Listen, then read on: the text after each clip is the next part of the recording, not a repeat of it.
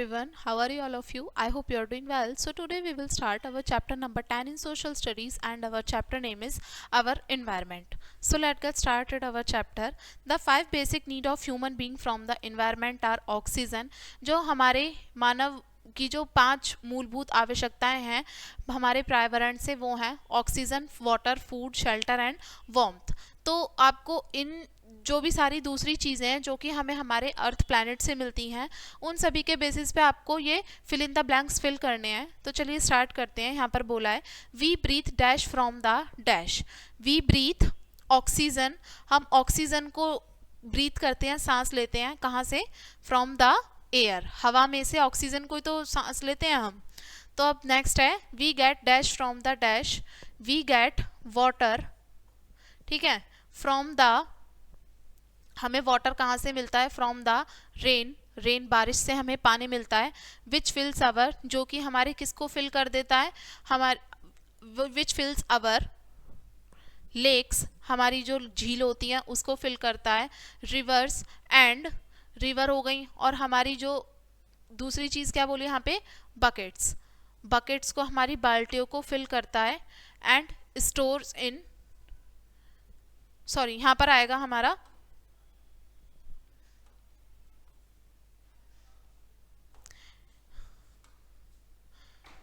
Reverse and lakes आएगा, यहाँ पर river and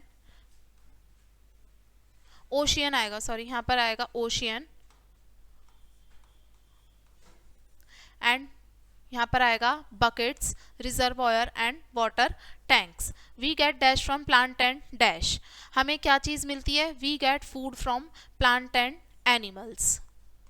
we get dash from the material. We get resources, तो यहाँ आएगा resources from the material that take out of the earth and from plant that grow on earth to make our homes. यानी कि जो हमें अर्थ से हमारा क्या मिलता है? मटीरियल मिलता है, और प्लांट से भी मिलता है, और जो कि हमारे अर्थ से हमें पेड़ भी मिलते हैं। पेड़, इन सभी से मतलब एक तरीके के रिसोर्सेज होते हैं जिससे कि हम अपने घर बनाने में जिसको इस्तेमाल करते हैं। We get heat from sun and electricity, हमें सूरज से ऊर्जा मिलती है बिजली बनाने के लिए। The clothes we wear protect us to keep and warm, जो कपड़े होते हैं जो हम पहनते हैं वो हमें गर्म रखने में हेल्प करते हैं। तो आगे समझते हैं क्या बोला है स्फीयर के बारे में।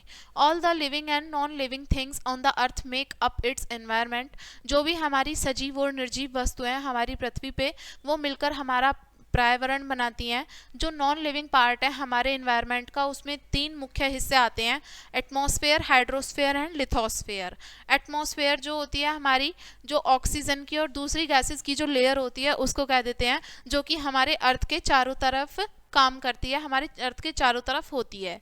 जितने भी सारी हमारी ओशियंस हैं और दूसरी वाटर बॉडीज़ हैं अर्थ पे, वो मिलकर के हमारी हाइड्रोस्फीयर बनाती हैं। क्योंकि हाइड्रोस्फीयर से मतलब समझ में आता है पानी से, पानी, हाइड्रो जहाँ पे भी आ गया मतलब पानी की बात हो रही है। और लिथोस्फीयर किस में आती है? लिथोस्फीयर का मतलब है जिसमें हमारी सारी रॉक्स और सॉइल आती है, हमारी अर्थ की उस वाली लेयर को लिथोस्फीयर कह देते हैं। प्लांट, एनिमल और ह्यूमन बींग्स जो हैं वो सारे हमारे एक दूसरे के ऊपर डिपेंड करते हैं, और साथ में किसके ऊपर डिपेंड करते हैं? नॉन लिविंग पार्ट जो है हमारे इन्वायरमेंट के, उन सभी के ऊपर भी डिपेंड करते हैं सर्वाइवल के लिए। जो बायोस्फीयर है इन्वायरमेंट का, वो पार्ट है जहाँ पर हमारे लिविंग थिंग्स सर्वाइव करते हैं। बात करते हैं हाइड्रोस्फीयर। जो हमारा वाटर है वो बहुत ही इंपॉर्टेंट है सारे लिविंग थिंग्स के लिए, और वर्ड हाइड्रो का मतलब होता है पानी से संबंधित। और हाइड्रोस्फीयर में जो हमारा वाटर अर्थ के सरफेस पे प्रेजेंट है, जैसे कि किस किस फॉर्म में? ओशियन में, सीज में, रिवर, लेक्स, अंडरग्राउंड, और साथ में जो भी पानी हमारा ग्लेशियर में आइस की फॉर्म में जमा हुआ है, माउंटेन्स में जो भी है वो सभी हमारा हाइड्रोस्फीयर में आएगा। लगभग 97% हमारी अर्थ का जो वाटर है वो सीज में और ओशन की फॉर्म में पाया जाता है, और बचा हुआ 3% जो है वो फ्रेश वाटर है जो अंडरग्राउंड वाटर में की फॉर्म में पाया जाता है। But out of this almost 75% is frozen in glacier and ice cap. लेकिन इसके अलावा भी 75% जो वाटर है वो जमा हुआ है ग्लेशियर और आइस कैप में। जो अर्थ पे लाइफ है वो बिना पानी के पॉसिबल हो ही नहीं सकती। Water on earth is always moving, पृथ्वी पे जो भी पानी है वो हमेशा मूव करता रहता है। वाटर कॉन्स्टेंटली अपनी फॉर्म चेंज करता रहता है, किस फॉर्म में? इवापोरेशन से, कंडेंसेशन से और प्रेसिपिटेशन से। ड्यूरिंग द डे टाइम, अब दिन के समय में जो सूरज की जो किरणें होती हैं वो पानी की बॉडीज में, वाटर बॉडीज में जो भी हमारा वाटर होता है उसको हीट अप करती हैं, जिसकी वजह से इवापोरेशन होता है, ठीक है, जिसको हम इवापोरेशन के नाम से जानते हैं। पानी जो होता है गर्म होता है सूरज की किरणों से और वो भाप बन के आसमान में चला जाता है, और जब ये आसमान में जाता है पानी वहाँ जाकर के ठंडा हो जाता है और वापस से पानी की बूंदों में बदल जाता है, जिसको हम कंडेंसेशन कहते हैं। और जब पानी की जो बूंदें होती हैं वो बादलों की फॉर्म में आ जाती हैं, और जब बहुत भारी हो जाते हैं वो बादल, ठीक है, तो वो अर्थ की सरफेस पे बारिश की फॉर्म में दोबारा से बरस जाते हैं, जिसको हम प्रेसिपिटेशन कहते हैं। और दोबारा से जो बारिश का पानी होता है वो दोबारा बह करके समुद्रों में, महासागरों में, नदियों में वापस से दोबारा चले जाता है, और ये साइकिल हमारी लगातार चलती रहती है, और इसी वाटर साइकिल के मूवमेंट को हम वाटर साइकिल यानी कि जल चक्र कहते हैं। अब समझते हैं एटमॉस्फेयर को। The atmosphere is a blanket of air made up of gases. जो एटमॉस्फेयर है ये हमारे ब्लैंकेट का एक एयर, मतलब एयर का एक ब्लैंकेट है जो कि गैसेस से बना हुआ है। The number of gases in various proportion are present in the atmosphere.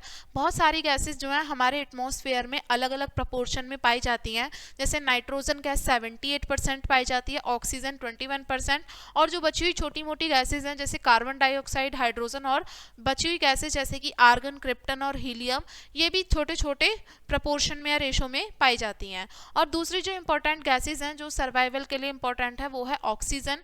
जो लिविंग थिंग्स हैं वो ऑक्सीजन में ही सांस ले पाते हैं और कार्बन डाइऑक्साइड को रिलीज करते हैं। प्लांट्स इन कार्बन डाइऑक्साइड का इस्तेमाल करते हैं अपना खाना बनाने के लिए और ऑक्सीजन को रिलीज करते हैं। वाटर वेपर जो कि हमारे एटमॉस्फेयर में प्रेजेंट होती हैं वो एक जगह के टेम्परेचर को कंट्रोल करती हैं, और जो एटमॉस्फेयर है वो एक प्रोटेक्टिव फिल्टर की तरह काम करता है, जिससे कि जो भी हमारी हार्मफुल यूवी रेज होती हैं उनको रोक लेता है, और मतलब हम अपनी अर्थ पे लाइफ इजीली सरवाइव कर पाते हैं। जहाँ रेज जो हैं ये बहुत ही हार्मफुल हैं लिविंग बींग्स के लिए। जो ओजोन लेयर है हमारे एटमॉस्फेयर की वो ब्लॉक कर देती है इन रेज को, और मतलब ये रिफ्लेक्ट होकर के वापस से ही बाहर की बाहरी स्पेस में चली जाती हैं, यहाँ तक नहीं पहुँच पाती। बात करते हैं लिथोस्फेयर की। Lithosphere is the surface of the earth that is made up of solid rock and soil. Lithosphere जो है अर्थ का हमारा सरफेस होता है जो कि काफ़ी जो चट्टानें होती हैं उनसे बना हुआ होता है और मिट्टी से बना होता है, जिसको हम क्रस्ट कहते हैं। ये सबसे पतली लेयर होती है हमारी अर्थ की। अब इस लिथोस्फेयर से नीचे जो क्रस्ट होता है उसमें दो और लेयर पाई जाती हैं जिसको मेंटल और कोर कहते हैं।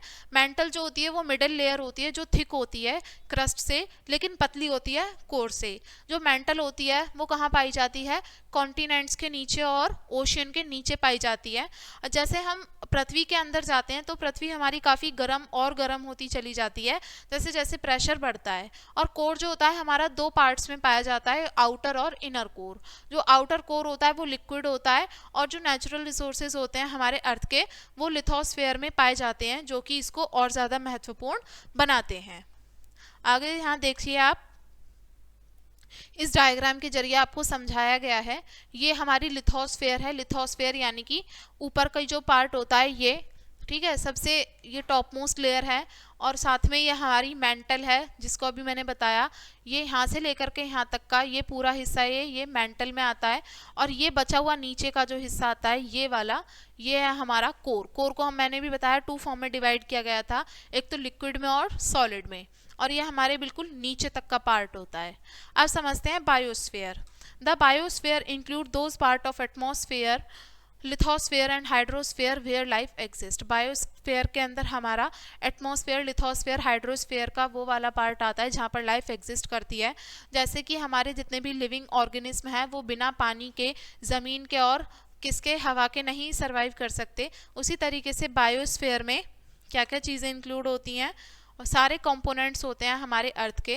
और जो हमारी लाइफ होती है वो लैंड पर एग्जिस्ट करती है, हवा में एग्जिस्ट करती है, और साथ में ओशियन का जो गहराई होती है वहाँ पर भी। Even of these living beings exist in their habitat which is there natural environment. और जितने भी सारे हमारे लिविंग बींग्स हैं अपने हैबिटेट में रहते हैं और बहुत ही नेचुरल इनका एनवायरनमेंट होता है, और ये एनवायरनमेंट जो है हर एक लिविंग स्पीसीज का, उसमें लिविंग और नॉन लिविंग थिंग्स सारे आते हैं, जिसको मिलकर ये पूरा इकोसिस्टम बनता है। इकोसिस्टम हमारा स्मॉल भी हो सकता है, एक छोटे तालाब के जैसा, और बहुत बड़ा भी हो सकता है, जैसे एक जंगल के जितना या फिर एक समुद्र के जितना। अब एग्जाम्पल के लिए यहाँ पर लेते हैं एक ग्रीन पैच जो है, जिसके अंदर ग्रासेस से अलग will have other small plants, उसके अलावा और भी काफ़ी छोटे पौधे पाए जाते हैं, इंसेक्ट पाए जाते हैं, वॉर्म्स, सॉइल, वाटर भी पाए जाते हैं। तो ये हमारा चैप्टर था। अब इस चैप्टर को जरा शॉर्ट में समझते हैं। All the living and non living things on the earth makeup it's environment. जितनी भी सारी सजीव और निर्जीव वस्तुएं होती हैं पृथ्वी पर, वो सभी मिलकर हमारा पर्यावरण बनाती हैं। The atmosphere is the layer of oxygen and another gases that surround the earth. Atmosphere जो होती है लेयर, इसमें लेयर की, ऑक्सीजन की एक लेयर पाई जाती है और दूसरी गैसेस की भी, जो कि हमारी अर्थ के चारों तरफ कवर रहती है। हाइड्रोस्फीयर में जितने भी सारी हमारा अर्थ पे पूरा वाटर पाया जाता है, किस फॉर्म में, ओशियन, सी, रिवर, लेक, अंडरग्राउंड, और साथ के साथ में ग्लेशियर और माउंटेन पे जो भी जमा हुआ होता है वो सभी हमारा हाइड्रोस्फीयर में आता है। एटमॉस्फेयर जो होती है यानी कि हवा का एक ब्लैंकेट होता है जिसमें बहुत सारी गैसेस होती हैं। लिथोस्फेयर जो होता है हमारी अर्थ का सरफेस होता है, जो कि सॉलिड रॉक से और फिर सॉइल से बना हुआ होता है। Biosphere include those part of atmosphere, lithosphere and hydrosphere where life exist. Biosphere में अब जितनी भी सारी चीज़ें हमने पढ़ी वो सारी इसमें इंक्लूड होती हैं, जो मिलकर के हमारी लाइफ एग्जिस्ट करने में हेल्पफुल होती हैं। तो ये हमारा चैप्टर था, एंड आई होप आपको चैप्टर समझ में आ गया होगा। वीडियो को यहीं पे एंड करेंगे, एंड थैंक्स फॉर वॉचिंग।